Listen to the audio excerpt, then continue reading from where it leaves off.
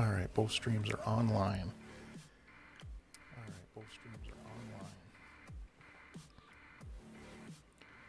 And that is a mic check.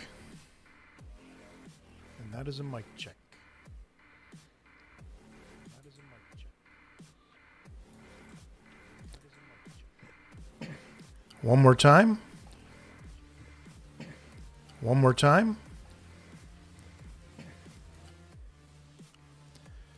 All right, that works.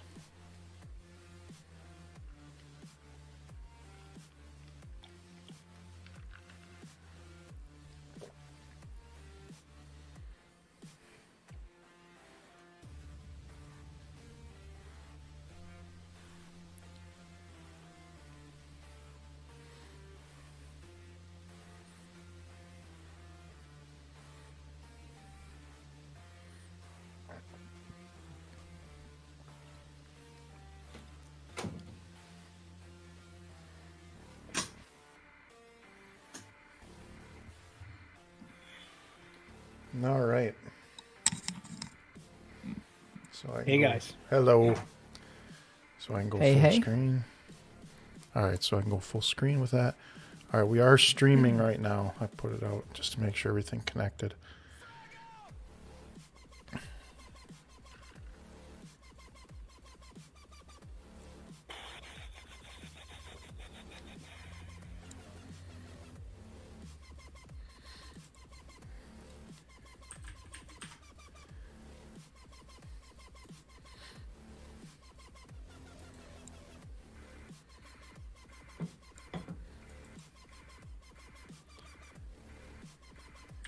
So what are we talking about today, Mr. Show Organizer?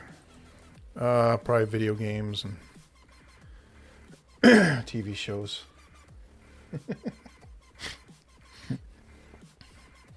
I wasn't sure who was going to be able to make it this week. I knew it was you two guys, so I didn't get super elaborate in prepping. The GameStop story is pretty interesting. Yeah, so is the Witcher prequel. Yeah. Yeah. Kind of stoked about that. That's a good backstory that the books themselves really don't lend a lot of content to. Mm-hmm. So that'll be interesting to see how that kind of plays out.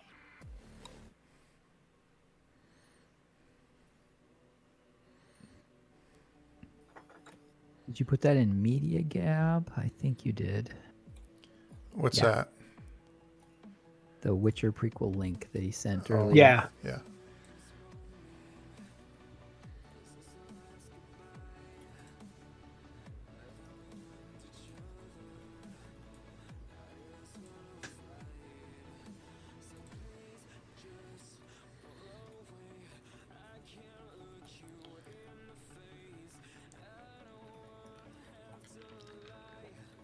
So you're saying that's not replacing the continuation, right? That's going to be.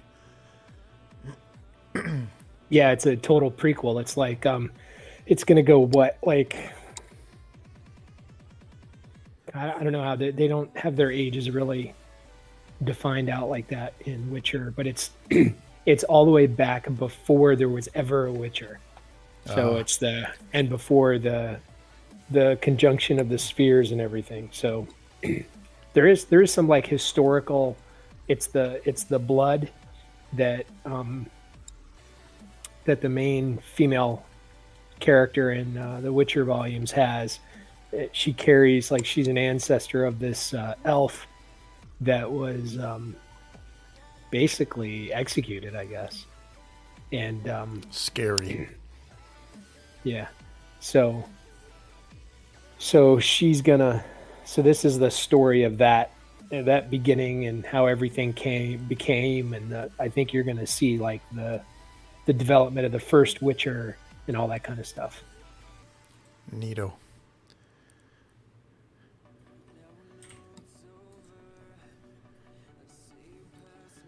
There's another game I need to go back and actually play through all the way. Yeah, I haven't gone back in yet. I've been playing. I've been dabbling in Battlefront. I've been playing my. I've been dabbling in my first. We'll talk about it. Okay. We'll talk Okay. about it. That's good. I'm glad you went back. That'll be fun to hear. Yeah.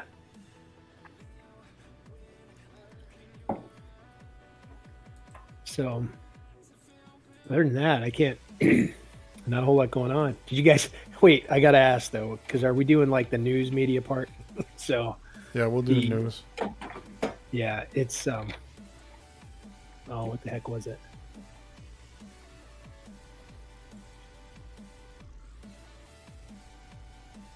Oh, hell no, I can't remember.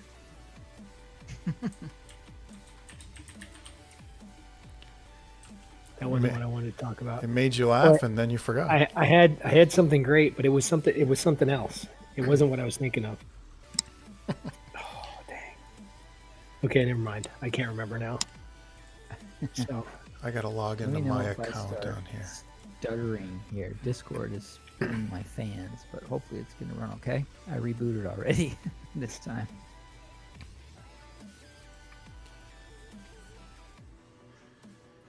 All right. Let me close this window. That all seems to be good.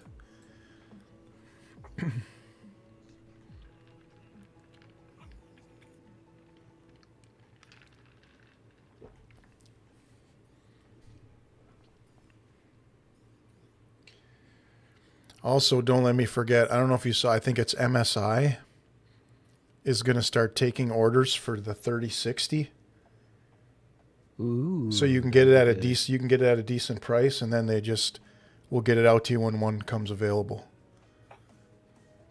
Ah, so taking pre-orders. That's a good idea. Yeah. Pre-orders for what? The 3060 graphics card. Oh wow. And it's under $400, so. Yeah, I've decided I need to get a stand for my lightsaber because I will be able to put it back there with my two bobbleheads. I'm working on my backdrop. We're slowly going to evolve the backdrop into something. The only thing is, your torso is blocking everything you just talked about. Yeah, I know. I can't fix everything. Well, this is just a start. We'll get some other things worked out.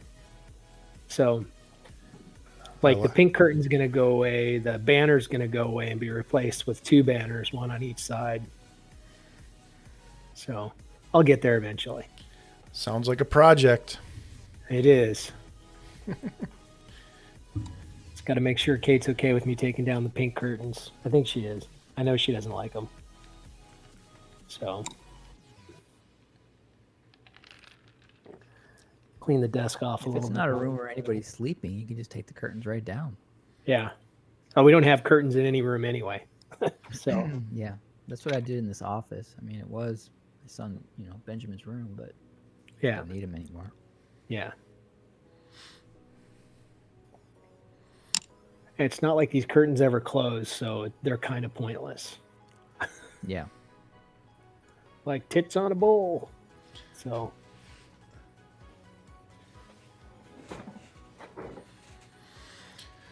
Okay, we are at 7:30. So I'm going to start us in 3, 2. Official new start time. Welcome to the new start time.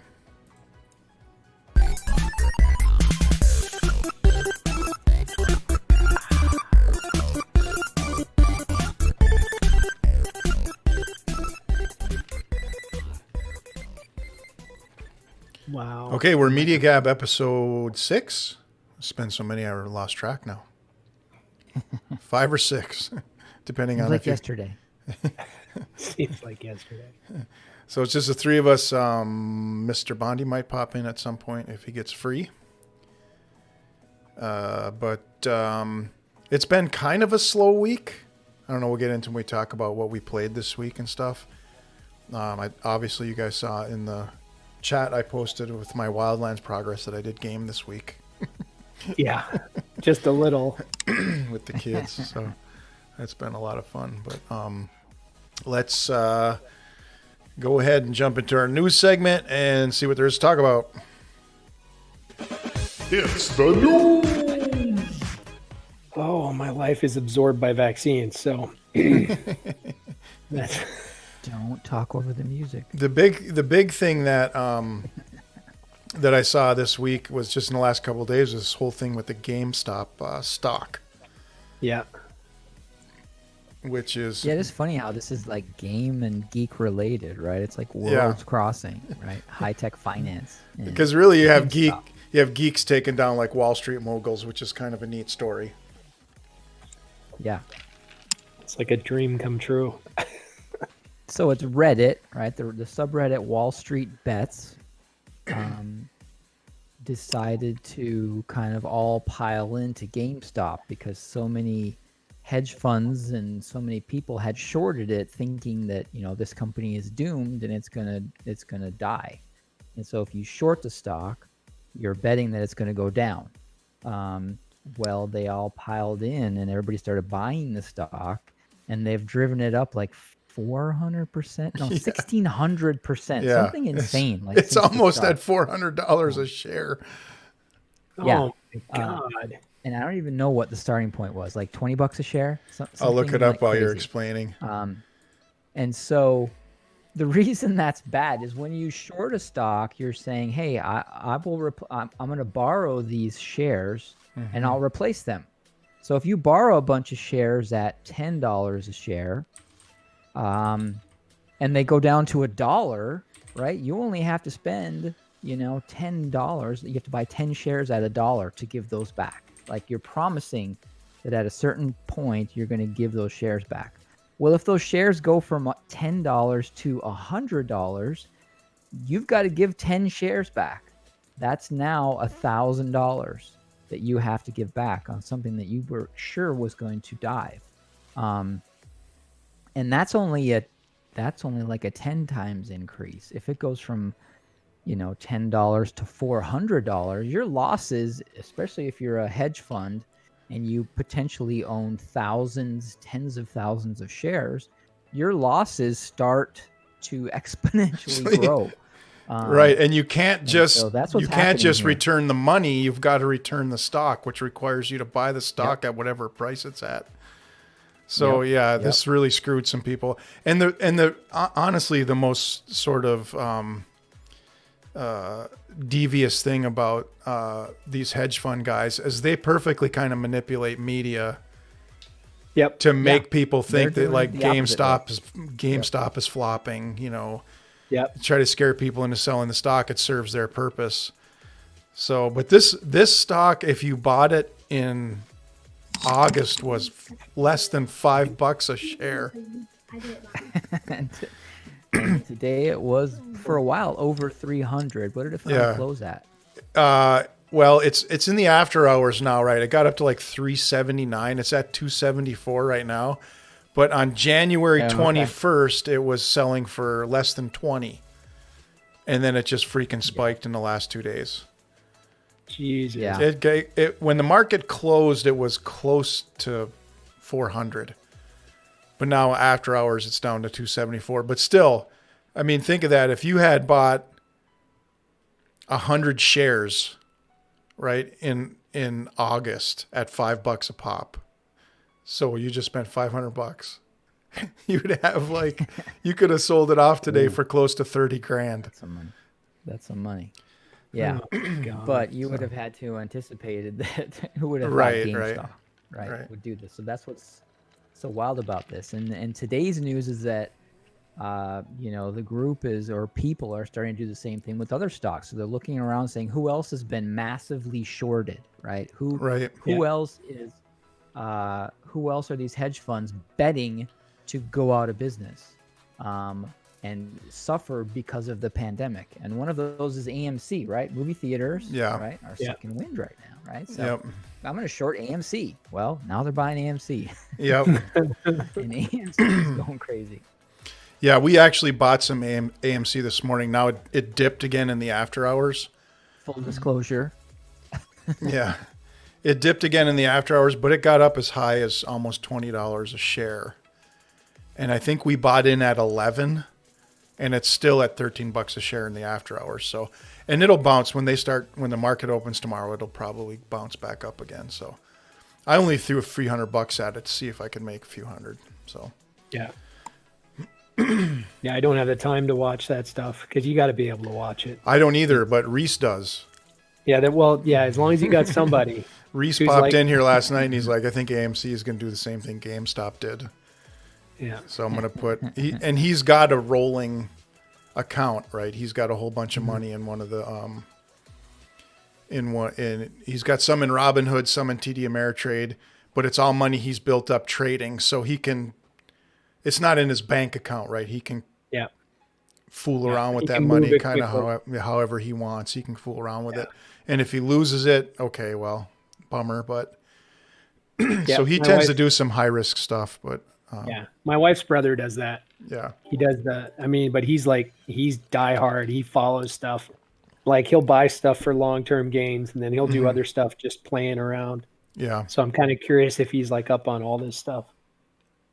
So anyway, that's just really interesting. To me, it's really cool that basically like the digital and the gaming community got together and said, let's not let these Wall Street jokers do this to GameStop. Yeah. So and also we need to point out that what they're doing isn't illegal, right? There's nothing illegal or shady about this whatsoever. Right. So like no one can get in trouble for this. This is how the system is currently set up, for better or for worse. And in fact, if you look underneath the legal umbrella, outside of things being illegal, if you just look on the like sort of, what is sort of ethical or not, what the Reddit people did is not nearly as unethical, if it is at all, as what these other guys do, manipulating media to drive these companies out of business so they can shortchange the stock. Yep. Anyway, Yep. So a little fighting fire with there. That was really cool. So, and Mark, what were you talking about? The Witcher, right? The prequel series that's on its way out. Yeah. So the prequel that I just stumbled across while I was looking for something else. I didn't even realize they were doing that. So, I mean, we talked about the Lord of the Rings stuff that's coming to Amazon, and now the Witcher prequel, it looks like it's coming to Netflix. So we're probably going to see season 2 of The Witcher. And then I think, I don't know what the plan is, but I think after season 2, I think there'll be a good date for us to be looking forward to the prequel, which takes us to the time before there were Witchers and before the conjunction of spheres, or I think like right at the time of the conjunction of spheres, because that's basically what drove the need for the Witchers and everything else. What is the conjunction of spheres? It sounds like you're combining algebra with English. Yeah, it's the thing. That's the one thing that, I mean, I love The Witcher. The Witcher has it's got a world of its own, and you could really expand the universe just like they've done with a lot of other books. But they haven't really gone that far with The Witcher, so you get, at least nothing that I've found, but you get bits and pieces of what the history is. And so from what I can piece together, from what I remember from reading, is the conjunction of spheres was basically when the worlds kind of came together, these like alternate universes came together. And when they came together, all the monsters came through. So your werewolves and like all of the different, monsters that are in the Witcher stories, they came into the Witcher world at the conjunction of spheres. And that's what drove the need for the Witcher. But it was also like I think that's when the elf world and the human world collided, and that all came about. So, but this goes back to, I think, at the time before or during all of that. So you're kind of getting a look into the history of the Witcher story that they don't really expound on in the books. At least not that I'm aware of. That's interesting, because the current Witcher series, you get the impression that there were once like a lot of Witchers, right? Like people aren't shocked to run into the Witcher, but there aren't that many left, right? So they're on the decline. Yep. Versus, reading the link that you sent, it sounds like this one is also going to tell the story of the creation of the first prototype Witcher. Yeah. So that'd be kind of cool, because then nobody has seen a Witcher before, so then they're novel from that perspective. Yeah. That's cool. So yeah, this sounds cool. And I'm actually just looking at a thing that I bookmarked earlier. I was talking about last week when we got into the what are you playing segment. that I had picked up Hitman 3. Yeah. And I played a tiny bit more of it this week. It really is a phenomenal game. The first two were huge hits. But I am on PC Gamer, and they are reporting that the first week 1, Hitman 3 has recouped its development costs already. Oh, wow. Excellent. Yeah, that's really For good. them. Mm-hmm. Week 1 of sleuthing, stealthing, and stabbing later, Hitman 3 breaks even and becomes profitable for developer IO Interactive. So after 1 week, the game's pulling a profit. Damn. That is pretty cool. We have been really happy with Hitman 3 Journey, said Hakan Abrick. He told Game Industry Biz, it has been a labor of love between our fans and everyone at the studios. As the developer and publisher, we are immensely proud that we can say Hitman 3 is already profitable. That is cool. So if you get a chance, I highly recommend it. It's one of those You were that playing on what platform again? What did you say, that like the Epic Store? You got it? Yeah, through Epic. It's through Epic, and it's got mechanics that I haven't played before. You know, it's like got some fresh stuff that which is good, because a lot of the Ubisoft games we were playing are starting to become kind of samey, right? Yeah, So like Ubisoft kind of has a recipe to some degree. Mm-hmm. So to hear you say that there are some new mechanics in there, that sounds cool. Yeah. All right, so let's see me get this out of the way. Let's go ahead and hit. Shall we play a game?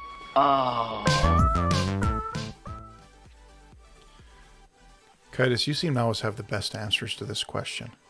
You're spread across more gaming platforms than the rest of us. Like, you got a lot of stuff going on your iPad and Switch and stuff like that. What did you play this week?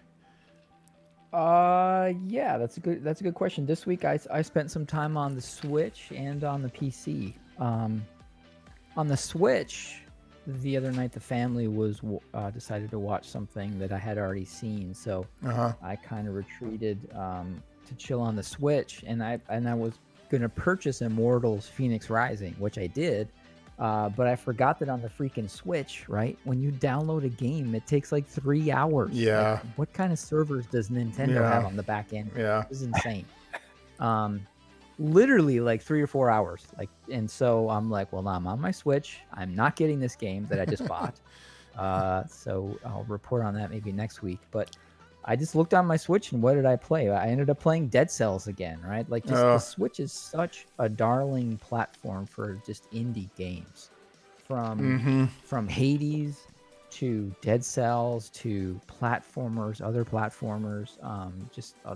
Indie games on the Switch really are a gem, and it's just fun to play on there. It boils down the gameplay experience. Right. And I love that video. Which video? Was it Nato that sent the Switch girl? Yeah, I haven't watched that. Actually. Dude, you need to watch the Switch that girl. That channel has a ton of they've been going for over a year, but they have a ton of these videos where the guy comes in, he sits on his couch, and he's interacting with the chick who represents the PlayStation. Yeah. They're hilarious. The Switch girl, yeah. I gotta plug. Everybody loves the Switch. Yeah. It's brilliant because She's Nintendo like, is I'm not trying to take anybody's place. Nintendo is not competing with Microsoft or Sony. They've basically just sidestepped. Yeah. And they've got their own thing, and there's no stopping them. It's brilliant, and we need Nintendo, right? We need that willingness to take a risk, right? They might have a hit and they might have a miss, right? The Wii U was a miss, and the Switch is a hit, and the Wii was a hit. They try crazy things, and it may not work. They're not conservative, for sure. Yeah, the Wii was a phenomenal hit. Yeah. So anyway, still loving my Switch. I'm looking forward to getting into Immortals: Phoenix Rising. On the PC, when I say that Ubisoft kind of feels samey, right? I gave up on the hacking game. I just decided I had played a lot of games like that already. Were you talking about Watch Dogs Legions? Watch Dogs Legion, yeah. Just the world feels like Division already, right? I'm going around the city to the next mission, and I already kind of feel like I'm playing Division, right? There's drones and there's different things around. So anyway, on Game Pass, I had the Outer Worlds, the Obsidian game. So Obsidian is famous for like the Fallout series and making some really classic adventure games.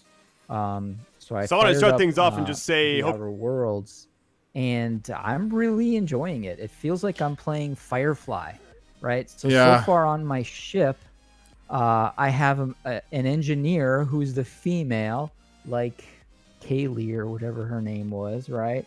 I've got a guy that was a preacher with a shady background who can also hack and do different things, which is Firefly. Okay. So I'm assembling this crew, and I'm taking on jobs, and I'm going to space stations, and I'm against this corporation. I'm just really digging the setting, like the setting for. I've heard good things about this. I've got some footage. Now it is very kind of an adventure in that, you're in a lot of conversations with a lot of dialogue, and you're picking your path and your answers, and you're putting your skill points into what you want to be good at. So it's not, a Twitch kind of game, meaning like run and shoot constantly, right? It's right. A lot of story, a lot of dialogue, and then there's some action and there's some gameplay. So you just kind of have to know what you're getting into. But yeah, that's been really cool. I'm looking forward to seeing kind of where that goes next. So that was my game time. Okay. Mark, were you ever able to do anything this week? Yeah, well, I got the assaulter and the heavy up to level 32. So in Battlefront. Oh, so like okay. All my cards are open. So the assault class is what you're talking about here, because Battlefront's a different thing. Okay. Battlefront 2. Battlefront. That's a totally different game. So this is Star Wars Battlefront 2. Yeah. Thank you, guys.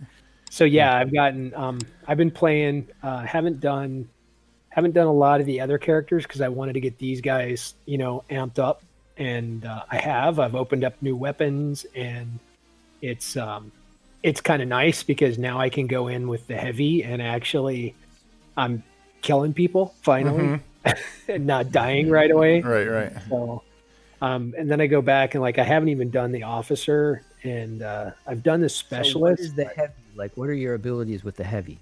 So the heavy is actually, so you've got a heavier gun, so it shoots a more rapid fire burst, and then your middle ability is actually a heavy gun. So it mows people down. So you can, if you get to a pinch point where they got to come through, you set up your middle weapon and you can just lock down that pinch point.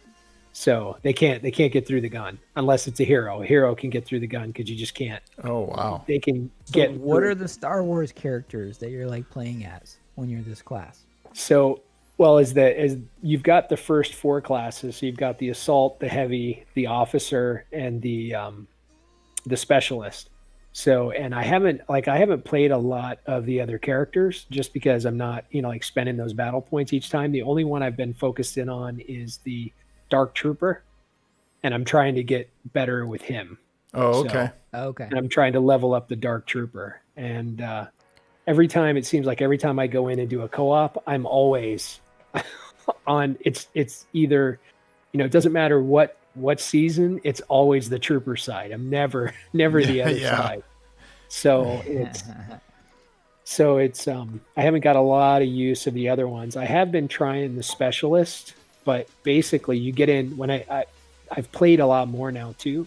So I know okay, I'm going into this world. The specialist sucks here because it's wide open. So it's not like you can get into a good sniping position. So it's a pretty useless character in those scenarios. Oh, okay. So whereas some of the areas you can actually get height, or you can get in a position where you can snipe from, and then the specialist is worthwhile because you can do headshots and you can one-shot people with a headshot. But that's great.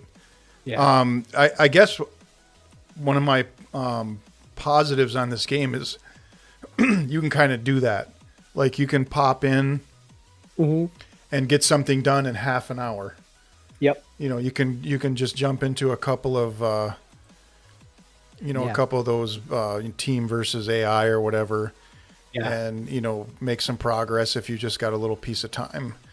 And it's kind of fun and frantic. It's a little like, to me, it's a little Overwatchy. Like, that's what I loved Overwatch about. If I just had 20 minutes, I could jump in and play a round of Overwatch. Yep. And you can do these in like you said, 15, 20 minutes. Yeah. And you can do a scenario. I did go in once. Oh my God. I don't know. It was like the 40 on 40. Mm-hmm. Talk about unevenly matched. You would get out there and all of a sudden you're dead. And you run out again to another spot that we played. Yeah, that has been one of the community complaints with this, is that their matching system is a little janky. Yeah. But when you're trying to find 80 people to get together in a game, yeah, right. I just don't know how you program that adequately. Yeah. Because it really, if you had, even out of 40 people, if you've got 5 or 6 studs over there, and the whole other team has like some average or new players they can wipe out, like, especially if those 5 or 6 people are communicating. Yep. And see, like, Overwatch takes that into account. Like, if it knows that you're a team of 6 people communicating with each other, it will try to match you up against something similar. Not because 6 players that are communicating and 6 completely random people that have not ever played together before, even if they're all the same level of player quality. Yeah. That group that's playing together all the time and can communicate is going to be the one that wipes out the other team. So yeah, if you can get, the last one I did before I quit yesterday it was like we had just a little sliver left. There was 20 seconds. All we had to do was hold it for 20 seconds and we were going to win.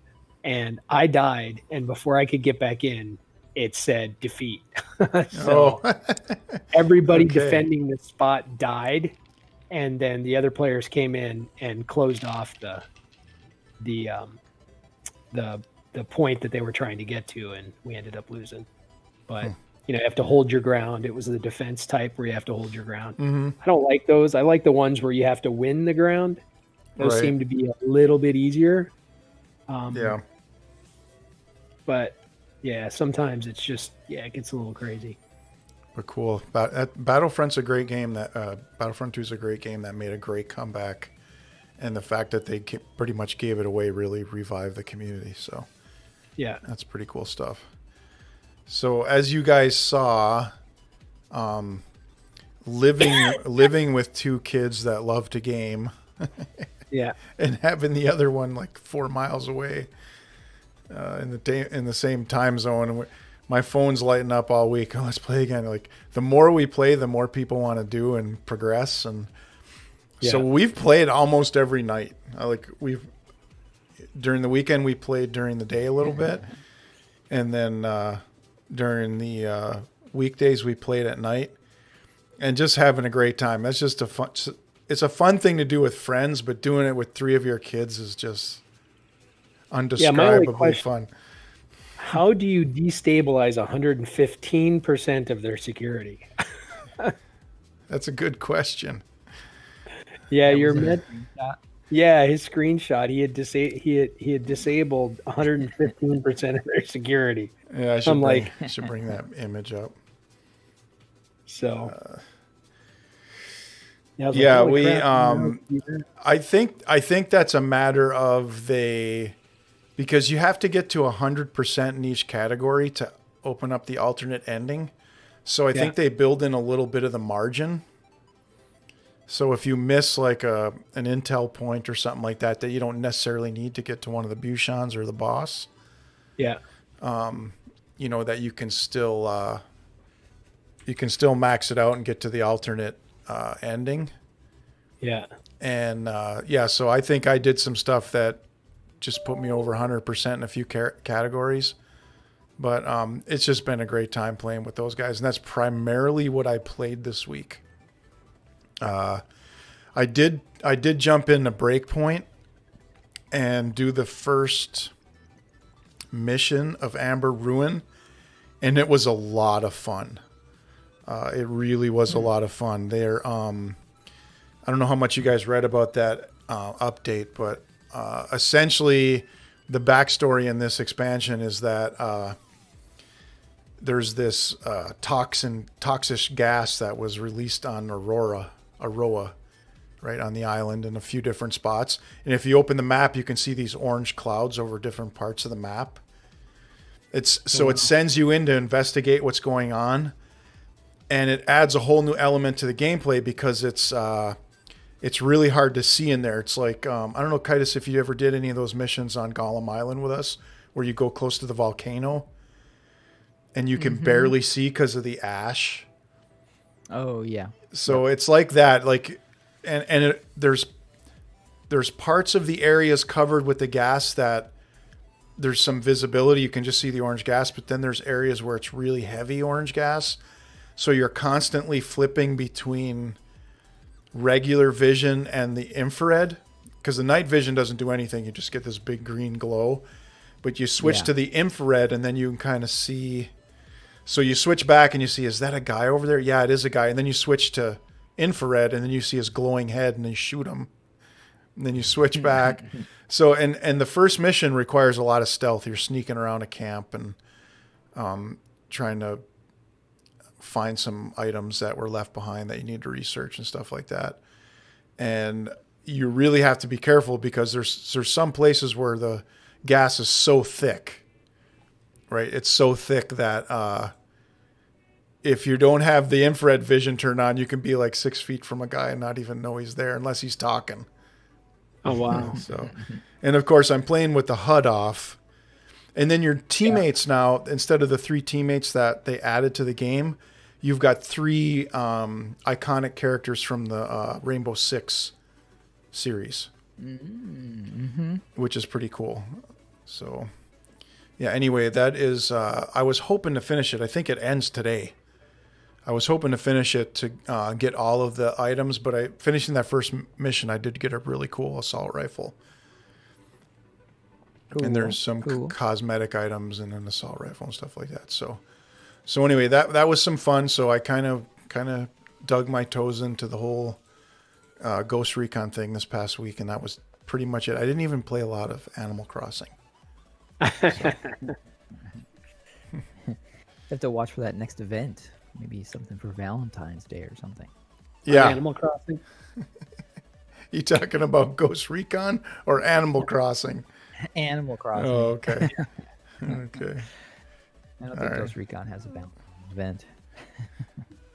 Yeah, speaking of Animal Crossing, that comes up in the video that you haven't seen. The Nintendo girl. I'll watch it right after this. Yeah, it's funny. Cool. All right, let's do this.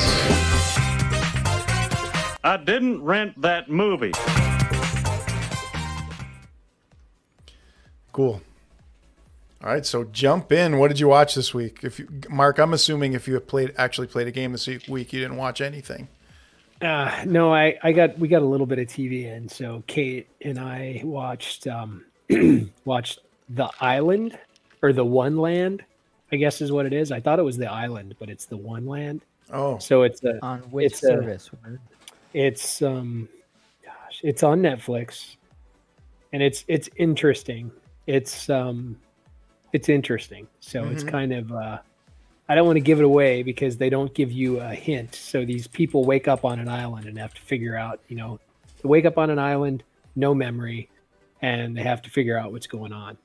And I was actually, and when their first interactions, you're like, well, that's odd. People don't normally interact with each other like that. And as you get further into the storyline, you begin to understand why they interact that way with each other. So, but it's how many episodes is it? How long is it? It's a what do they call that? A limited series. So I want to say 6 or 7 episodes is all it is. Mm-hmm. Yeah. So, and they're all like, which I'm enjoying. I like shorter series like that. Yeah. Story. Yeah. Yep. Mm-hmm. Yep. So that's what this is. So I want to say it was either 6 or 7. And it's pretty cool. I mean, it's not like Oscar, quality or anything like that, but it was entertaining. I like this story. It was a bit of a twist. It doesn't feel like a twist at first. It feels like, The Lost.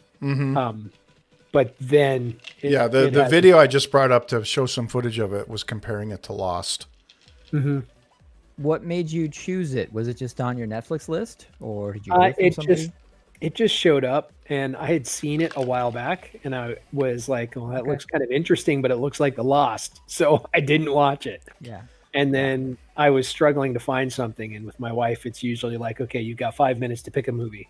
And she'll leave and she'll come back in 5 minutes. If I haven't found a movie, she'll start biting me. So it's like, it was a panic to find a movie, and I just picked it and said, okay, we're going to try this one.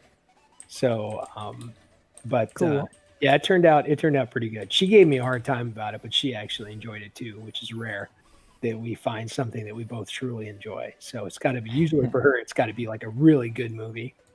So she doesn't have the B-rated horror movie addiction like I do. So She didn't watch the Muppet movie with you? no, Disney actually, Muppet movie? wait, no, she didn't watch that one with me. She wasn't home. I don't think she could handle that. So yeah, the puppet sex scene would have been too much for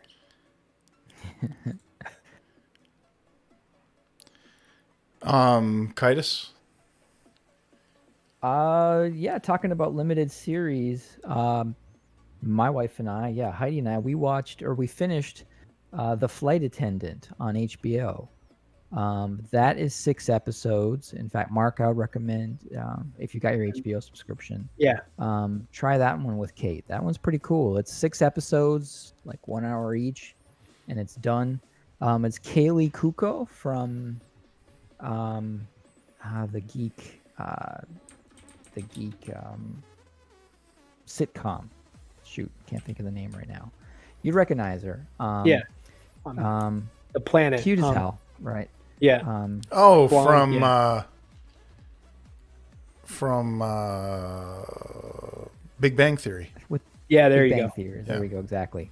Kaylee Kuko from Big Bang Theory is the main character in the show, and I think she's also an executive producer on the series. I think when you're watching the credits. Interesting. And it's got a really good cast, and it's a fun story. It's got a twist like right in the first episode, and the rest of the series is her like trying to get out of that twist.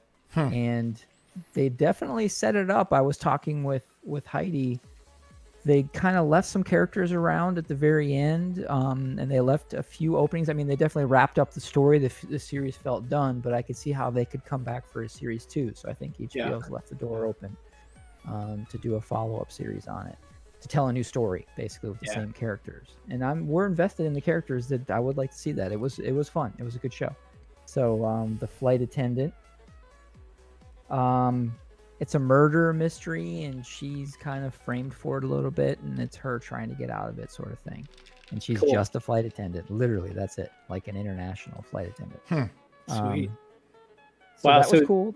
Is it more of a is it thriller, or is it just drama, or is it like a mix of like a thriller comedy type thing? I would call it more like a thriller comedy. Like it's light. Yeah. But there are also characters in it that are pretty hardcore, right? I would call it like a thriller comedy. Okay. And she's also a mess, so it's her trying to get her stuff sorted out, like but like in a fun way. And she's great. She actually reminds me, watching her do comedy and watching her do this role reminds me of like Jennifer Aniston, right? And Jennifer Aniston in some of the comedy movies that she's done, and sitcoms and things. Like a Leprechaun. The Leprechaun. No, I'm thinking more like Weird Al Miller's, right? Yeah. That kind of thing. And then we also started WandaVision. We wanted to see I gotta watch that. On. Yeah, I want to watch it too. It's crazy because it's not a Marvel movie. It's not even a Marvel TV show, really. Right. The first couple episodes are literally like a black and white show, like we might have seen when we were like super small, right? On reruns. So it's like I Dream of Jeannie, right? Yeah. Or Bewitched. kind of thing, and then hints at like a larger story. Right. Right. So, I mean, I'm fascinated to see if they pull it off, because would today's kids and teens and 20-somethings care about an old black and white TV show, right? Are they going to have the patience to sit through this and see where it's building? Have you read anything about it? About like what the idea is behind I've seen, well, a little bit. I've seen some reviews. I think it's based on a Scarlet Witch and Vision comic series that came out originally. So there's a backstory here that's already been established, and they're now telling that This story. may be total BS, and it may not be what it turns out to be. But the couple of things that I've seen is that what's happening to these two characters is essentially like a Matrix thing. That they've been sort of plugged into these universes to keep them distracted from what's ever going on. But and that makes sense. As the story progresses, they're catching hints of what's happening. And maybe at some point they break out of it and face whatever threat is underlying. So that's got me really interested in watching it and trying to catch those little moments during the story to see if that's what's happening there. And they are there. The question becomes, are they too few and far between to keep people's interest? So for instance, like my tattoo artist, he was like, I couldn't even finish episode 2. He goes, we just fast forwarded to the end and got like whatever was going on, and I don't feel like we missed anything, right? So there are people that are like, okay, get on with it. Like, what are you doing? Okay. And so I'm just being patient, saying, all right, they're trying something different, and I want that from Marvel, right? We don't need yet another, bang them up, kill the bad guys. Superhero shows up and whoops the bad guy. Yeah, we've had a lot of superhero shows already, so I like that they're trying something different. It's gonna be fascinating to see. We haven't watched episode 3 yet. We've watched the first 2.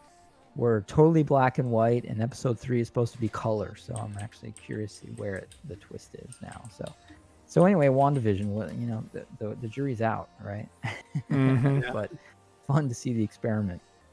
Yeah, I may have to pick up some of those episodes this weekend. I got a full close, so I could probably catch a couple of those this weekend. I think there's only 3 out, so by this weekend, the 4th will be out on Friday, so you won't be way behind, right? You could catch up. Yeah. So yeah, and then the flight attendant. I think Kate would also enjoy that one. Yeah, I'll look for that. That'll be probably tomorrow night. Speaking of tomorrow, what about you, Nato? Well, I finished Cobra Kai. I watched all the way through season 3. I hurried a little bit because somebody spoiled it for me last week that Elizabeth Shue was actually going to show up. So I had to get to that point to see what happens when she shows up, right? So in all honesty, I actually scrubbed through a couple of the episodes. I'm like, okay, well, they're about to have this whole conversation. I know what it's about, so let me go ahead 5 minutes. So I did that a few times in a couple of the episodes. I have to tell you, though, if you watch this show, it literally has, especially, I'm pretty sure it's season 3, it has some of the most insanely well choreographed, like, mass fight scenes that I've ever seen. Wow. Like, these people are... Like, how many people? Like okay, so you like 2 big groups of people, like 20 on 20, and then with a crowd watching or egging them on. But so the camera will swing and there's 2 people like fighting, and that is very well choreographed, the moves and stuff like that, right? And then something real critical will happen in that fight. The camera will back up and 2 other characters will fly through the scene and hit the wall and start fighting, and then the camera starts following them. It's really, really well done. Like at first I was like, oh, here we go, another fight scene, and I'm like, holy cow, how many takes did this, take for them to get all this? Yeah. But really good, and the Elizabeth Shue appearance is just a couple of episodes toward the end of season 3. But it's really well done. It's really, really well done. Like, they introduce some things that you're kind of secretly cheering for. but then you're cheering for that thing, and you're saying, but if that person goes through with that, it'll kind of screw up other stuff he's got going on. I don't want to give it away, but so they kind of back out of it a little bit in this super tasteful, touching way. I gotta be honest with you, there's a part where Ralph Macchio returns to Japan, and I wasn't crying, I was blubbering. Dude, I was blubbering, like trying to hold back and making noise with my mouth that I haven't made since maybe I was in middle school. Really, I mean, it's like this mixture of cheese, and you're swallowing some bad stuff, and then it'll come to this really poignant moment that's really, all in all, really, really well done and worth watching, if you ask me. So Wow. Yeah. That's cool. Talking about that blubbering sound, I made that sound when I watched the Mr. Rogers movie in the theater. Yeah. That was. I actually that had was, to look around and go, God, how many people just heard that? Yeah. Dude, Yeah. that's why I don't. Fortunately, I was in in this theater. room by myself. Yeah. And I didn't have to explain myself to anybody. Dad, have you been drinking? No, I'm watching Cobra Kai. And I've been drinking a little bit, so that a little bit. I had a couple That's glasses of the wine. experience. All right, let's do this.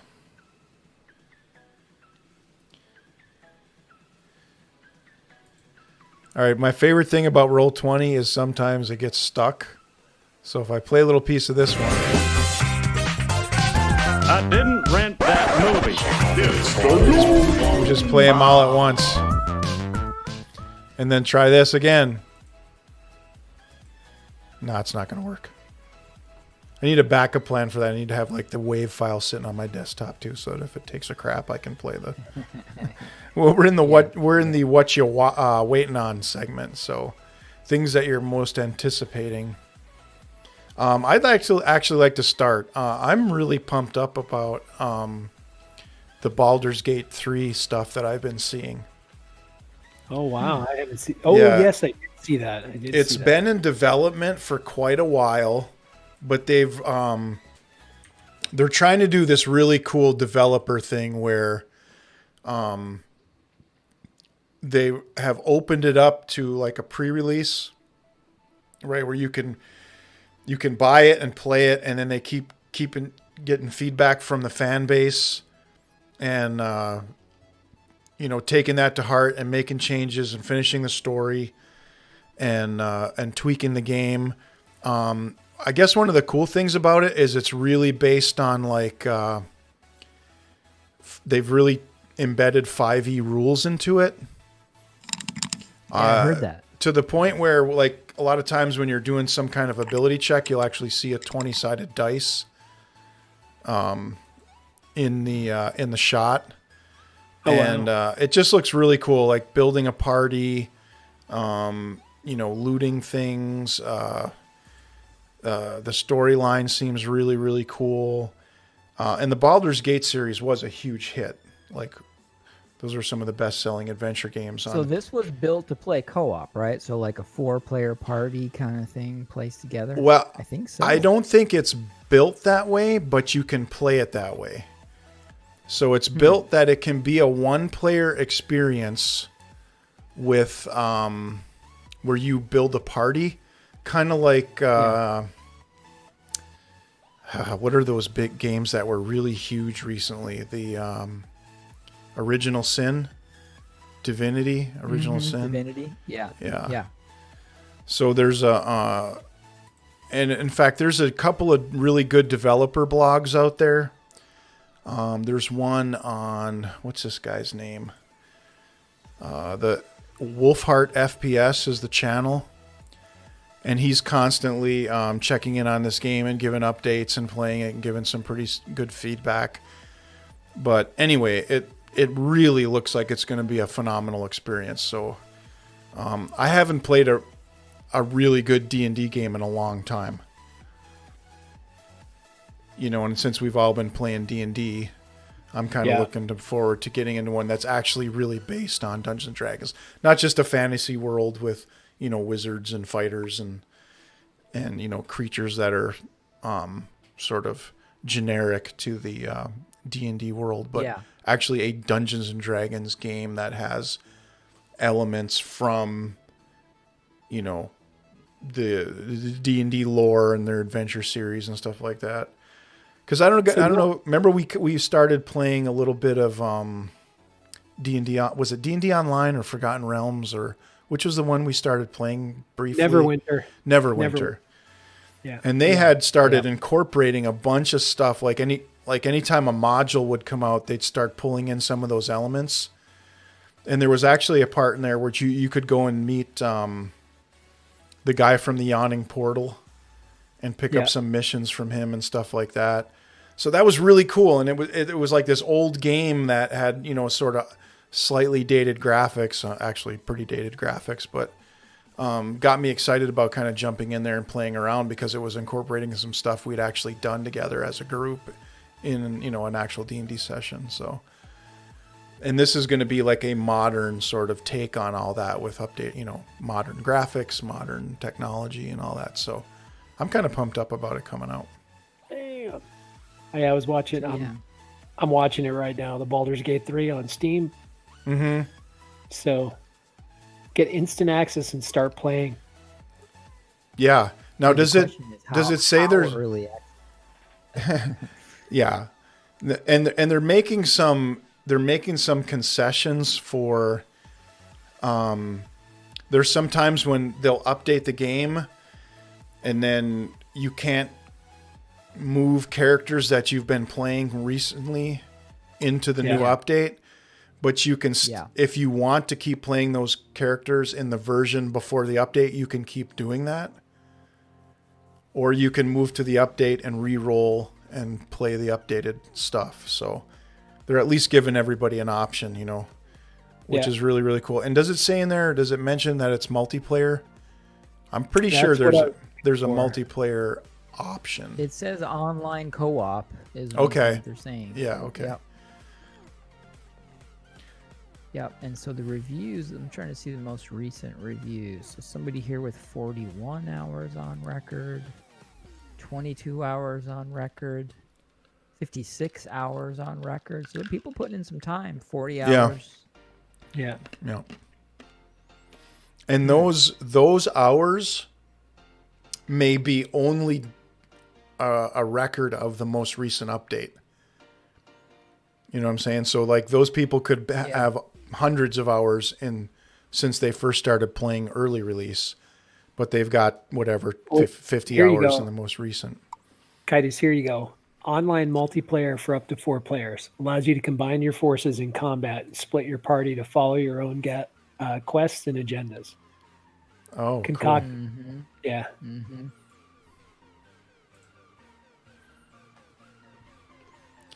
Yeah, it looks pretty cool. There's the mind flares are kind of at the center of the story. Okay. Cool.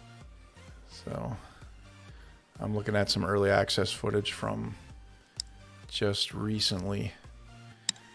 That also brings us to Gloomhaven on Steam, right? That's got to be coming pretty soon. That's something else that we could play together, and it's got a very kind of D&D. Yeah, and it's got to be multiplayer.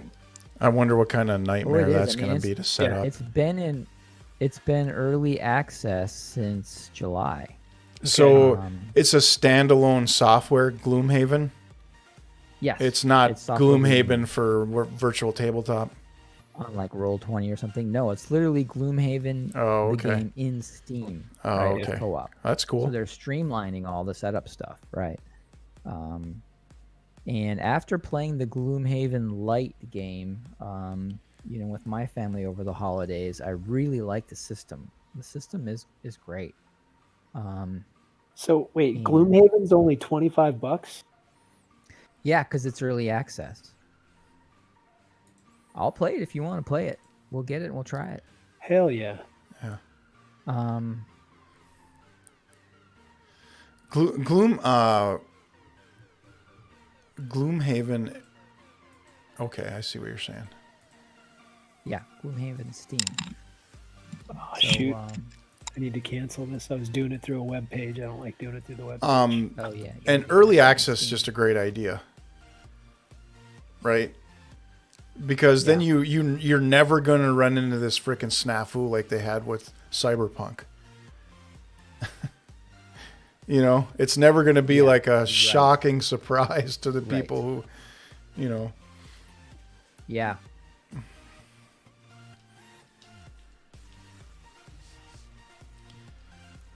So somebody here reviewed it on January 20th with 71 hours on record, right? And he says, initially my graphics card couldn't run this game. It's very taxing for such a static game. So I refunded the game, but after 6 months I upgraded my graphics card and I repurchased it and I'm loving it, kind of thing. Oh, wow. And that's Gloomhaven. That's Gloomhaven, yeah. Okay. Man, I'm going to have to unload some stuff, though. I've only got 100 meg left on my computer. 100 megabytes? Or 100 Or 100 gigabytes? 100 gigabytes. Oh, okay.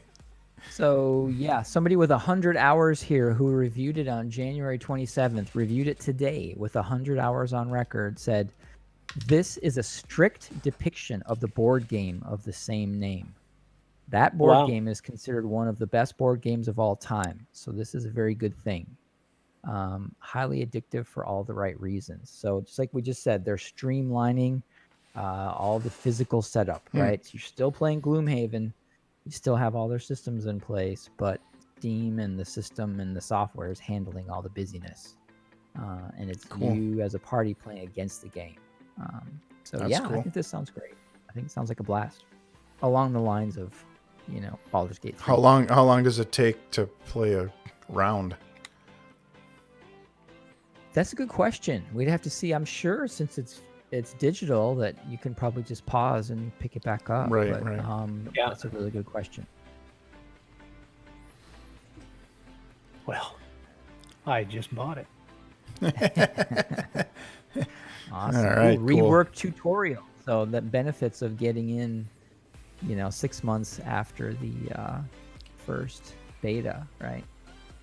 Online co-op now in beta. So yeah, we'll be able to check it out. Sweet. Cool. We could do this and Baldur's Gate or either or, right? What They're both you in early access. See that D&D itch. Well, we can try Gloomhaven first.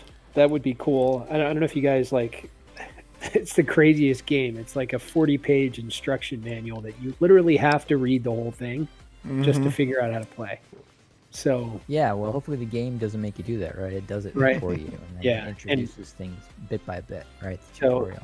yeah, that'll be cool to see it. I'm also kind of like one of the interesting things about Gloomhaven is it's a disposable game.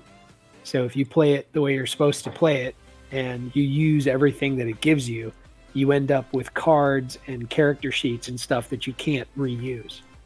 So Yeah, it's called a legacy game, right? So the game changes as you play it. Yep. So you trash things, you change cards, you change things, you change the maps. Yep.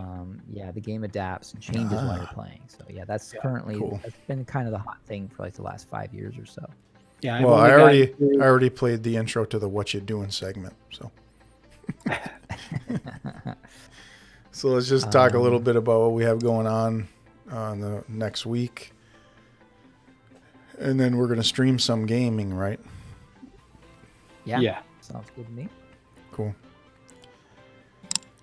Nothing really going on here, just work, and gonna play some more Outer Worlds and hopefully some Phoenix Rising.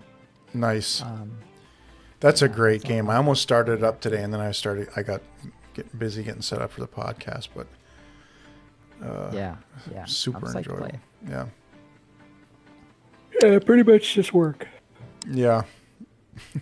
Yeah, I'm we hired another guy to teach the same subject I teach, to kind of take, because I had every kid in my grade taking my subject.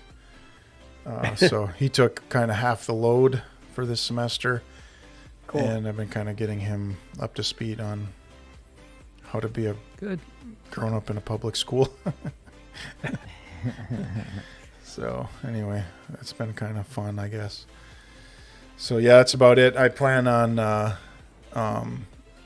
playing if we can get through Wildlands with these guys in the next few days, then I'm gonna push them over to Breakpoint and start playing that one with those guys. So Yeah, if they haven't played Breakpoint, hardly if at all. Yeah, you got a whole. yeah, they haven't. We're kind of waiting on Sydney to upgrade his machine. He's got basically an old calculator plugged into a monitor and desperately needs an upgrade. So